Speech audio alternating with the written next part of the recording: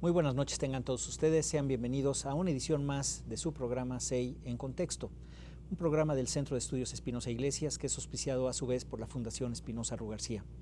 Bueno, en esta ocasión vamos a tocar un tema en este programa y uno en la próxima semana sobre pues un tema ético, pero relacionado con ingeniería. Hemos hablado varias veces en estos programas sobre la corrupción, el Sistema Nacional Anticorrupción, cómo afecta a las vidas de las personas este fenómeno y cómo se ha permeado en muchos lugares, pero quisiéramos ahora tratar el tema en algo que pudiéramos como concretarlo, digamos, y que además tiene repercusiones importantes. Y para eso tenemos pues a tres ingenieros, creo que es la primera vez que tenemos tres ingenieros en la mesa, que son expertos en estructuras y en obras y que son a su vez personas que han trabajado tanto en la industria como también en la docencia.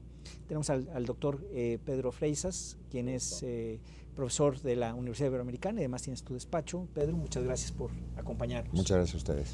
Al ingeniero y maestro Juan Montes de Oca, quien es presidente de la Sociedad de Ingenieros Civiles en México, ¿es correcto? No. Civil Engineers, ¿no? Sí. De la sección, a ver, dinos. Fui presidente de la sección México de la American Society of Civil Engineers. Así. Ya mi periodo ya terminó. Pero bueno, aquí estás. Muchas gracias, Juan, por acompañarnos, y al ingeniero y también maestro Alfonso García de Quevedo. Muchas gracias, Alfonso. Muchas gracias por invitarnos.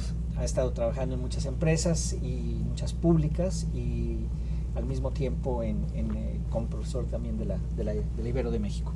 Bueno, pues este tema digamos, aquí en el CEI hemos tratado el tema de corrupción desde el punto de vista jurídico, desde cómo armar el Sistema Nacional Anticorrupción, ¿no? Tratando de establecer un andamiaje como ingenieros civiles. Ustedes pues, ya se pueden hacer la imagen, ¿no? de jurídicamente cómo armar este andamiaje y bueno, pues eso es así como en la parte jurídica, pero en los hechos, ¿no? En la ingeniería, ¿cómo se ve eso? Pedro, tú me comentabas algo antes de empezar, que te gustaba como verlo como en tres ejes. Cuéntanos un poco. Yo creo que en principio el tema ético tiene como tres componentes importantes. Uno es principalmente el ético, donde se manejan los principios fundamentales de qué es lo que debemos o cómo debemos actuar. Esos principios últimamente creo que empiezan a modificarse dependiendo de otros dos ejes, ¿no? El otro eje importante o otro componente es el componente económico, financiero, donde aparentemente podemos desviar nuestros principios, acomodar nuestros principios dependiendo de otros objetivos que no necesariamente son compatibles con los principios éticos. A partir de esa interacción tienes un tercer eje que son las consecuencias de las decisiones que tomamos basados en nuestros principios y nuestras restricciones financieras, económicas, éticas, y eso es lo que hace de esta reunión de estos tres ejes, hace complicado el intentar tomar decisiones que sean congruentes con el entorno, compatibles con la empresa y de alguna manera que no afecten a terceros. Tú dirías entonces, y me gustaría escuchar la opinión tanto de Alfonso como de Juan, que estos tres ejes están en constante tensión. En constante interacción. Interacción y tensión también. Y tensión, porque hay momentos donde alguno de los ejes parece tener más influencia en las decisiones que otro. Así es. La preocupación principal fuera que, asumiendo que el eje económico financiero fuera el que determinara las decisiones, como parece que en muchos casos así sucede, logramos desviar nuestros principios éticos en función de eso. Claro. Y la consecuencia para los terceros, ese entorno que es el que recibe las consecuencias de nuestras decisiones, creo que es el afectado, ¿no? Claro. Aunque, bueno, dependerá, pero en fin, tú, Juan, ¿cómo lo ves?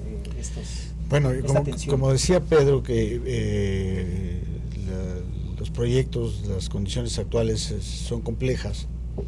Esta complejidad es la que hace un poco difícil el poder llevar a cabo o poder comprometerse a los individuos desde el punto de vista ético. ¿Por qué? Pues porque los proyectos tienen muchos aspectos muy importantes, desde la parte, vamos a decir, ambiental, aspectos estructurales, muchas especialidades. Entonces es fácil que se pierda la responsabilidad profesional, ¿no? Pues una de las vamos a decir, de los principios éticos es que cada uno de los ingenieros actuemos solamente en nuestro ámbito de nuestra capacidad. Y la especialidad ahora es tan grande que pues no todos podemos abarcar todas las especialidades. Entonces ahí es donde los proyectos tienen que organizarse de manera que las responsabilidades queden definidas y la interacción quede clara y para que cada quien asuma su responsabilidad. Yo creo que esa es una parte importante y que cuando no se cuida ese aspecto, pues se cae fácilmente en errores, en vacíos que fomentan posibilidades de corrupción. Así es. Bueno, en ese sentido yo nomás quisiera agregarle con el auditorio antes de preguntarte, Alfonso. Digo, todas las profesiones tienen asuntos éticos, los médicos, por ejemplo, ¿no? Los economistas también tenemos cuestiones éticas, los financieros.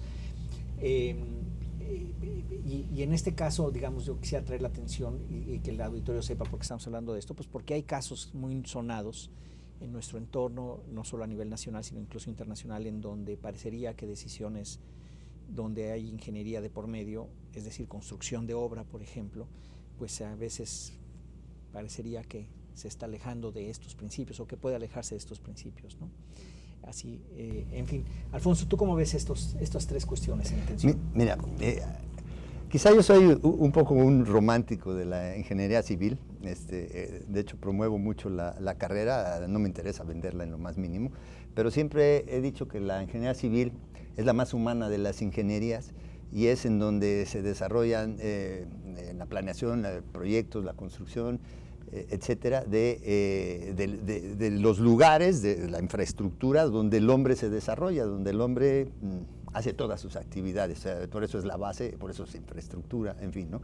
Yo la llamo como la ingeniería civil como la transformación de la naturaleza en armonía con ella, porque el aspecto de sustentabilidad es clave para beneficiar al ser humano. Esa es mi definición romántica de lo que es ingeniería civil. Y respecto a lo ético, yo insisto mucho a mis alumnos, y eso es algo que comúnmente y que ha sido un poco la historia de mi vida, es preocuparse más por llenar el corazón y la mente y actuar conforme a esa congruencia y con valores importantes, ¿sí?, para la toma de decisiones, que es el asunto ético en un medio tan complicado como es la construcción, que además hay mucha corrupción en ella, llenar esto y esto antes que el bolsillo.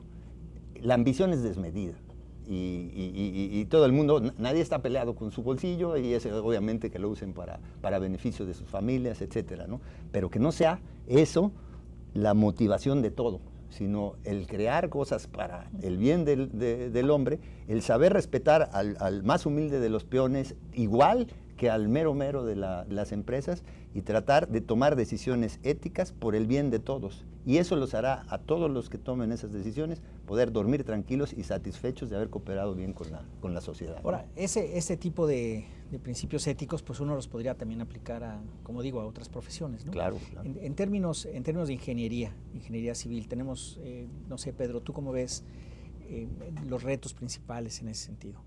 En cómo aplicar eso, el problema económico, como decías tú, el eje de donde se empiezan a torcer los principios, se empiezan a ceder ahí, es común. ¿Cómo lo has experimentado tú? Mira, yo creo que cada proyecto tiene los proyectos nacen de satisfacer, en mi opinión, la demanda de la sociedad, como dice Alfonso. De alguna manera los ingenieros intentamos resolver problemas, intentamos satisfacer necesidades de la sociedad. El punto importante es cómo hago eso compatible con los actores o los tomadores de decisiones para satisfacer esas necesidades. Yo creo que hay miles de ejemplos, ¿no? Ejemplos donde discutíamos hace un momento el aeropuerto, la línea 12 del metro, el tren México-Querétaro, el tren México-Toluca.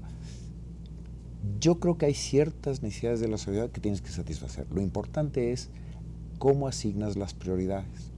En la medida que asignemos prioridades en función, como dice Alfonso, de la parte económica o la parte financiera, es probable que no estemos actuando con los principios éticos requeridos. Ujú. Es decir, ¿por qué debemos priorizar, por poner algún ejemplo, el tren México-Toluca y no el México-Querétaro? Las necesidades de transporte, de comunicación son las mismas. Sin embargo, detrás de la decisión de ese proyecto hay algo que ha hecho, y no necesariamente la parte ética, el priorizar un proyecto sobre otro. Yo creo que la parte importante es intentar mantenernos dentro de los principios éticos la toma de decisiones y no priorizar ninguno de los demás. Está la sociedad, están nuestros principios y está esa necesidad que hay que cumplir. Así es como lo veo. Ahora, ahí nos tenemos que ir a un corte ya, pero nomás quisiera decir esto desde el punto de vista, digamos, de un economista también, ¿no? Que a uno le toca hacer en ese tipo de proyectos los análisis de costo-beneficio, como sabes, y de beneficio social, trata uno de que sea de esa manera. Y ahí a veces efectivamente, pues, a lo mejor hay restricciones presupuestales de que no tienes más que hasta aquí, y cómo le haces para satisfacer la demanda con un presupuesto limitado hasta este punto, ¿no? Y parecería a veces que pudiera haber también además transgiversaciones a través de la parte ética también, o de la corrupción. Pero bueno, también hay ese otro elemento, digamos, económico detrás, real, que no necesariamente es ni corrupción ni nada, pero sí son restricciones tales, presupuestales X. Eso es verdad, pero tienes que mantenerte dentro de ese presupuesto con una toma de decisiones congruente con las necesidades, ¿no? Así es, totalmente. Creo que es el punto. Así es. De acuerdo. Tenemos que irnos a un corte. Regresamos, estamos en contacto con ustedes en SEI en Contexto. Volvemos en un momento más.